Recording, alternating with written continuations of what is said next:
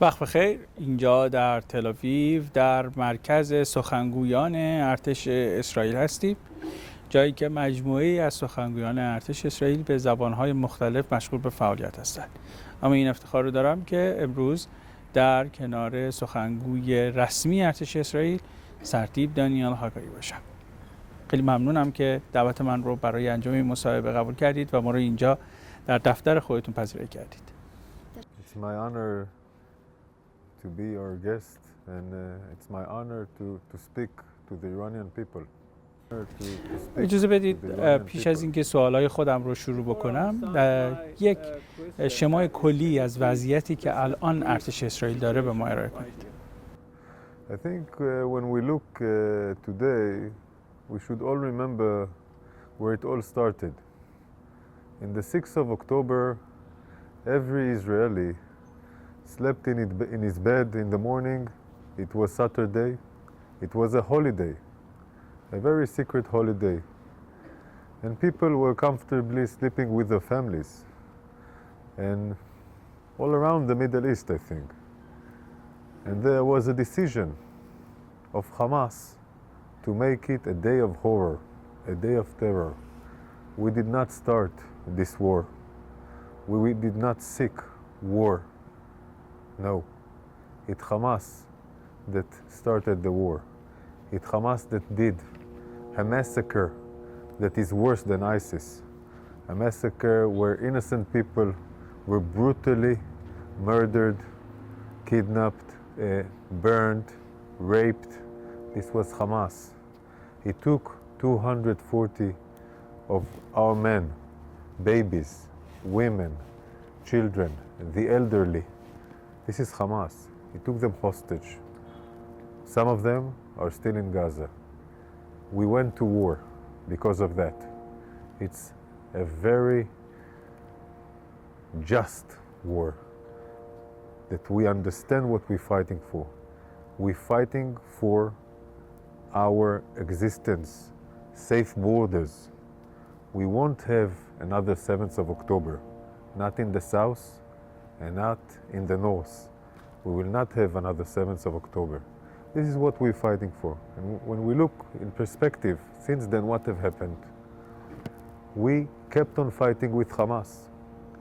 And we are now inside the war with achievements. The war is hard for everybody, but we are aimed on our target. We are determined. We are determined to defeat Hamas, to bring our hostages back to Israel, and to create safe borders.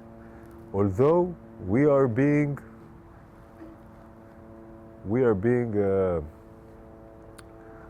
interfered from other areas, being poked from other areas, atrocities from the north by Hezbollah, which is the proxy of the Iranian regime. Hezbollah tries to take Lebanon into a war Lebanon does not want. Hezbollah is doing atrocities, doing terror on Israel. And we also have the Houthis in Yemen as a proxy of the Iranian regime, creating atrocities and terror in the area, not just to Israel. They're firing missiles towards Israel, but also firing missiles on innocent ships, creating the freedom of navigation in risk. The merchandise at risk coming from Bab el-Mandab to the Suez Canal in the Red Sea. They're creating a problem of the world with freedom of navigation, but we should remember who gave the Houthis all the equipment, who gives them the intelligence. It's the IRGC that does that. We know who. There are Iranian IRGC people in Yemen, as there are Iranian IRGC people in Lebanon with Hezbollah, giving directions.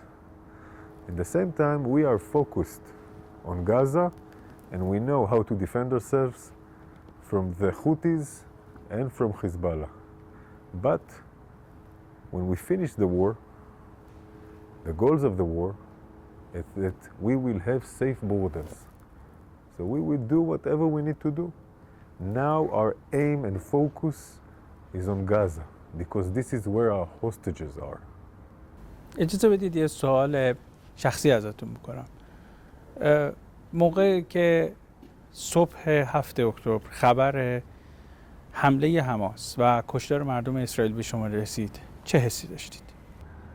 It took time to understand the scale of the horror. It took us a couple of hours, and I think only at the evening when we understood the scale of the horrific thing, we understood that Hamas has planned it for a long time. He might have been trying to surprise us, and he did succeed, and we have failed to prevent it. But now when it happened, we are determined to change the area, to change our borders, to create safe borders, to take the threat away. When I say take the threat away, we cannot take the idea of Hamas, but we will defeat, we will dismantle the terror, the military capabilities of Hamas. And we need to remember, where does Hamas get the budget, the money for these military capabilities? This is the Iranian people money. The IRGC, the Iranian regime, gives Hamas, as it gives Hezbollah, millions of dollars for this project. Yesterday we have revealed, exposed, a large tunnel. It was a secret project of Muhammad Sinwar, Yahya Sinwar brothers. Took them a couple of years to build it, with money, millions of dollars that came from where? It came from Iran, this money. The cement, the electricity, the fuel. Instead of going and building hospitals, housing for the Gazans, it was all spent for infrastructures of terror underneath the ground. This is Hamas. مسئله تونل های حماس مسئله بسیار مهمیه. پیش از اون هم بارها ارتش اسرائیل در موردش صحبت کرده بود. بعد از اینکه وارد غزه شدید، آن چیزی که دیدید آیا با برداشت های خودتون، با ارزیابی های اطلاعاتی ارتش اسرائیل مطابقت داشت؟ I think we knew about the tunnels, but we went into a ground operation. I think nobody thought that Israel will go inside Gaza with a ground operation. The reason that we went with a ground operation, because if you want to defeat Hamas, and we want to defeat Hamas, you have to use a ground operation. The ground operation made us understand the size and scale of the Hamas terror project called the tunnels. I heard Abu Marzouk speak about the tunnels. He said, we have built a city of 500 kilometers underneath the ground that will help us to survive Hamas. It will help us to survive when we fight Israel.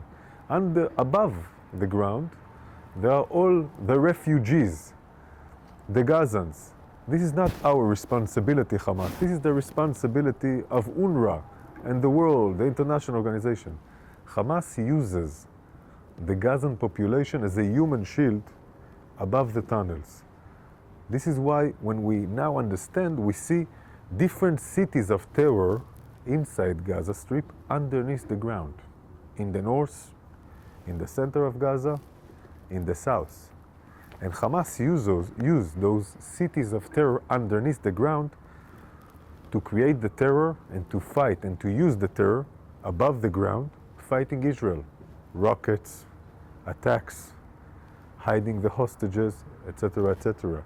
This is Hamas' philosophy, using the terror tunnels underneath the ground like cities, and above the ground using the civilians to guard and save him. He builds the tunnel underneath hospitals, next to schools. This is where you exit the tunnel, so we will not attack there. Only when we work with ground operation, we can prove, look at it, and then understand it, research it, and then demolish it. در مورد بیمارستان شفا صحبت بکنیم. پیش از ورود نیروهای ارتش اسرائیل به داخل غزه و رسیدن به بیمارستان شفا، شما روز قبلش یک کنفرانس خبری داشتید، مدل گرافیکی رو از بیمارستان شفا نشون دادید و گفتید اونجا مرکز حماس هستش. بعد از اینکه خودتون به شخص وارد بیمارستان شدید، آیا اون ارزیابی و اون مدلی که طراحی کرده بودش ارتش اسرائیل با آن چیزی که دیدید مطابقت داشت؟ When I showed it in a press conference, I wanted to show the illustration of the problem. That Hamas took the main hospital in Gaza where people should be treated. They should get medical care. And he used this hub as a terror hub. When we now understand what was the reason that he used it, and I was there personally and saw it with my own eyes, the Shifa hospital was a project of the terror city underneath the ground of the main city. Now I know it's not built in floors, it's the entrance and the exit to all the tunnels from the north. Meaning it's not like that, in layers, but it goes out to the north. And it goes out until you get to the square of Palestine, where Sinwar office is, and you can go down underneath, go to Shifa Hospital, take an ambulance as a taxi, and then go to the south safely. So Hamas terrorists use the hospital as a human shield to the entrance and the gate to go to their terror city down neath the ground, using the ambulances as a getaway, so they know Israel will not shoot an ambulance, it will not shoot an hospital. When we expose it in a press conference, I think Hamas thought Israel will never go to Shifa Hospital. The world will not allow it. But we trained for this operation for 3 weeks with special units, and we finished this operation when in the beginning there were 40,000 people in Shifa Hospital. But we made them leave safely to a safer zone. We provided incubators to the hospital so they can take the babies away to Egypt. We brought gasoline, we brought food to the hospital, and in the end when we got into the hospital with a special unit, not a single fire killed not one doctor or one patient. And we found the tunnels, and we found explosives and drones and grenades and RPGs in a scale of a terror group inside the hospital with a Nukhbe car. And we took down the cameras, and we saw that they took the hostages into the hospital. And we know that one of the hostages they even murdered in the hospital, the late Noam Marziano, a soldier. This is Hamas. Barbaric, ruthless, using the hospital as a human shield for his terror organization. در مورد حزب الله لبنان یه خورده بیشتر صحبت بکنیم.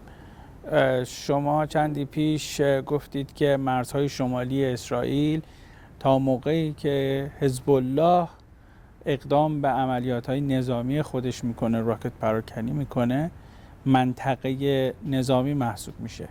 چقدر فاصله است از این منطقه نظامی به منطقه جنگی رسیدن؟ It's a very good question. I think when you look at the area, you see Hassan Nasrallah. Hassan Nasrallah speak to the Iranians from the IRGC and Quds forces inside Lebanon, and speaks directly to Khamenei and to Qani, and they all talk together and synchronize.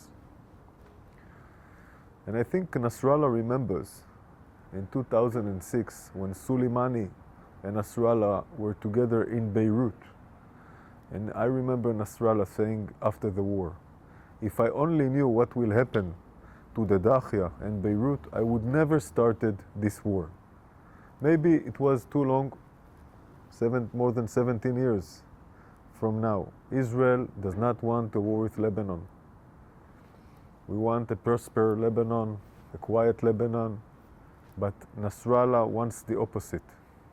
Nasrallah is using the Lebanon people the south of Lebanon, even the Shia villages in the south of Lebanon, he uses them as a human shield and a shelter to attack Israel, to create terror. This is Nasrallah.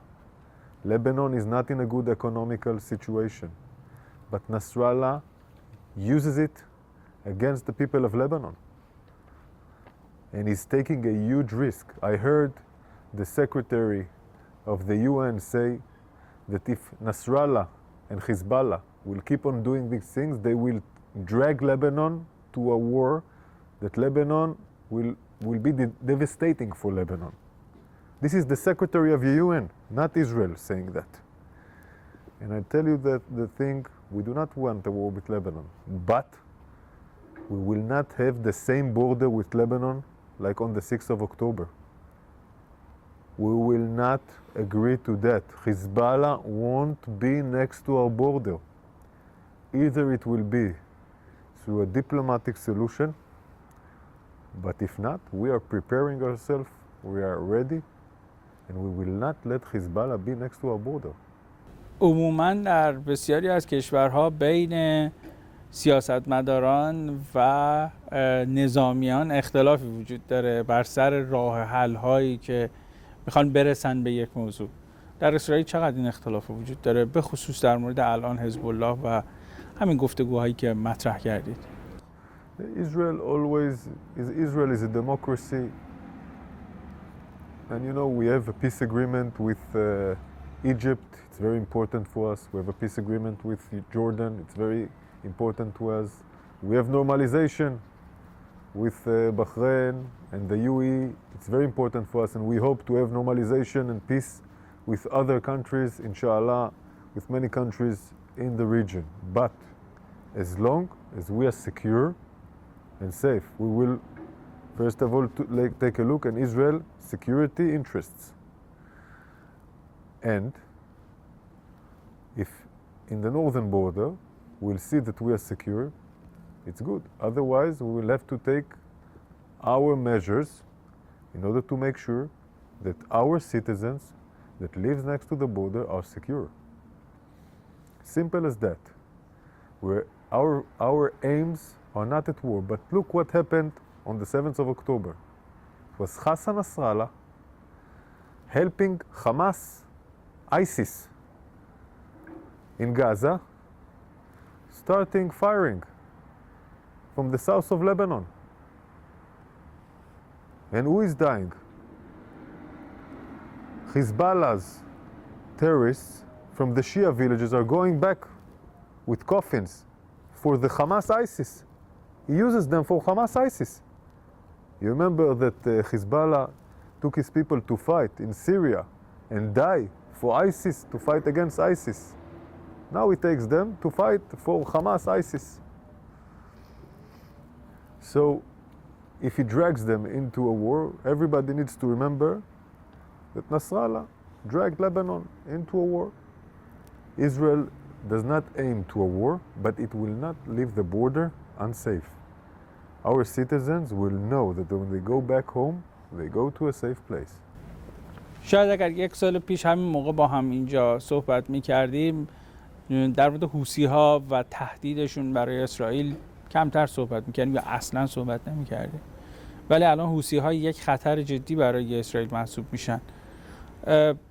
چه شکلی به حوثی‌ها پاسخ خواهید داد یا با اون مقابله خواهید کرد؟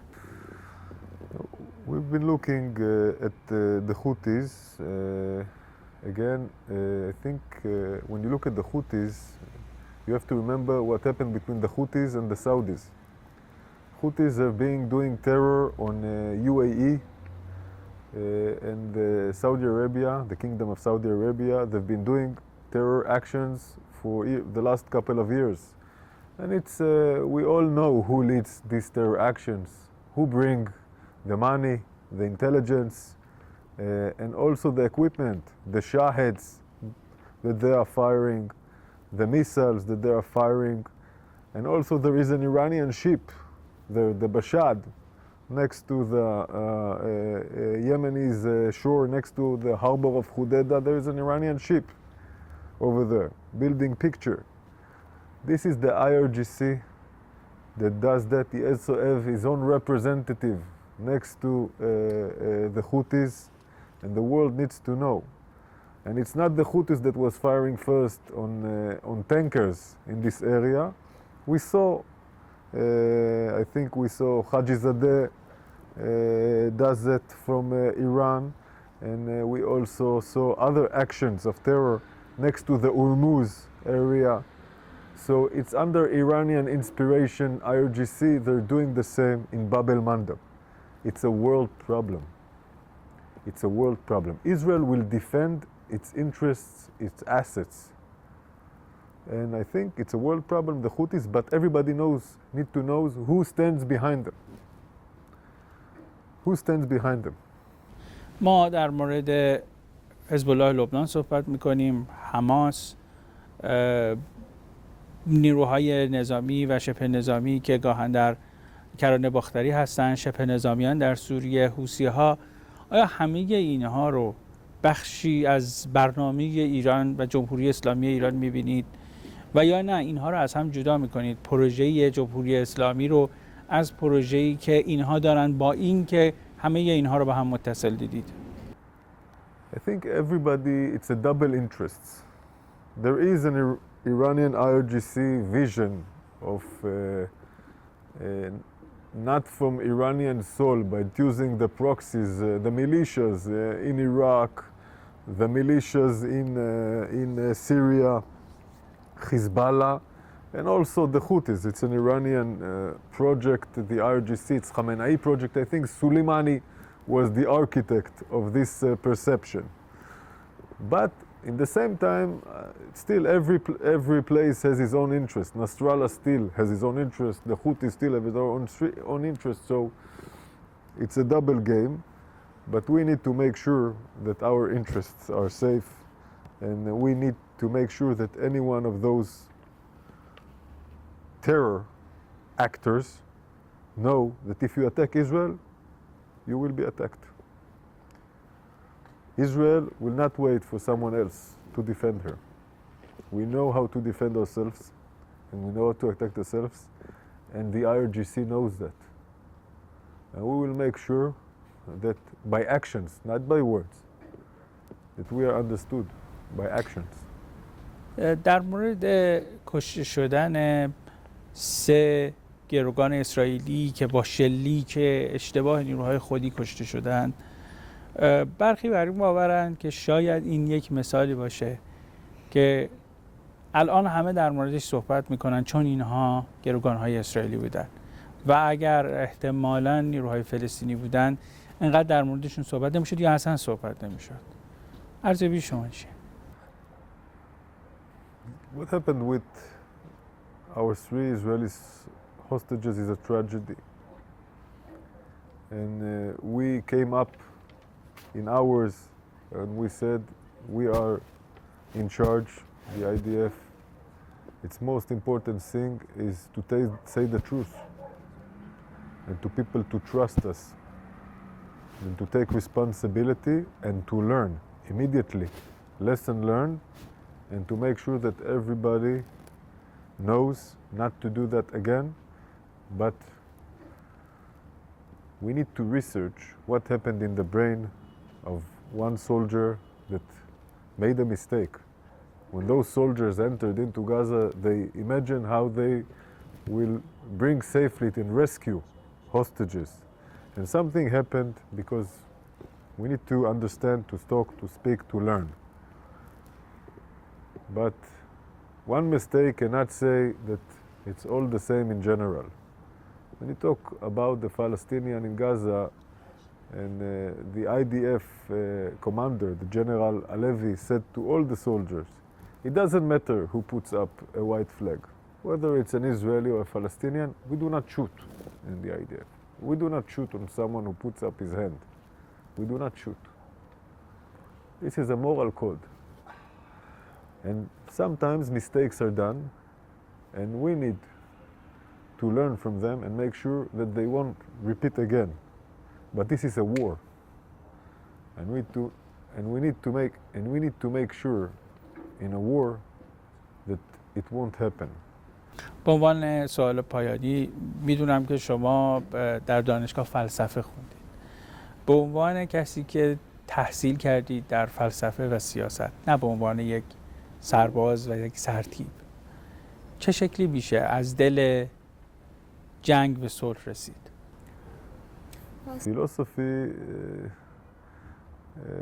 I choose to study so I can think better, because the world is complex, and in order to understand the countries, the people around you, you need to think in different layers. It's not all westernized, it's different layers. And what I understand, what I took from my studies, I'm not sure, it's all about peace. That's when you have complex problems, there is no simple things to do. So I think in the Middle East, everybody wants to live safe and exist and be prosper and have good neighborhood relations with its partners. And in the same time, there is a lot of hate and in the name sometimes of different kind of organizations, sometimes in the name of religion and other things. And we should be very, very tolerant one to another, to understand each other in order to have a better future for our children. So although we are now at war and we see death, and it's hard to imagine it, but we need to look to the future and hope that in the end of this war, Hamas, that aimed only for a massacre and took his own people, the Gazans, as hostages, not just the Israeli hostages. We should make sure that this leadership of Hamas and the military capability of Hamas are defeated, dismantled. And then we should look for a different future, a safer future, a prosperous future in all our borders, also in the north. But sometimes this way goes through also through using the force. But before we use any force, we need to look on the diplomatic solution that will know that we tried everything that we could have done to prevent the force.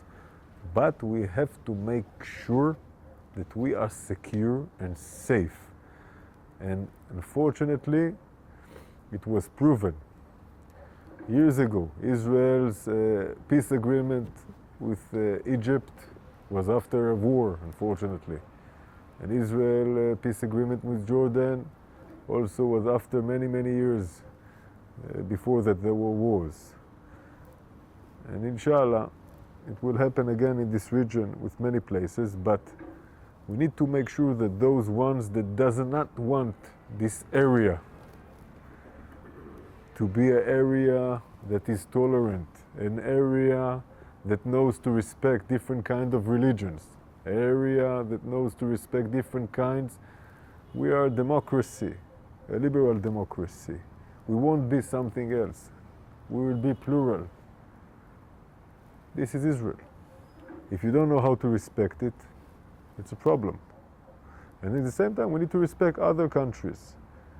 But we will not let other countries terrorize us. And I hope also that the Iranian people that are also being terrorized for many, many years by the regime and are fighting very, very strong and know how to resist. And now they're going to have the holiday, I think it's called Yelda, which is with light and darkness, like the Israeli holiday of, we also have a holiday with light and darkness. We say it in Hebrew, the little bit of the light can take away a lot of the darkness.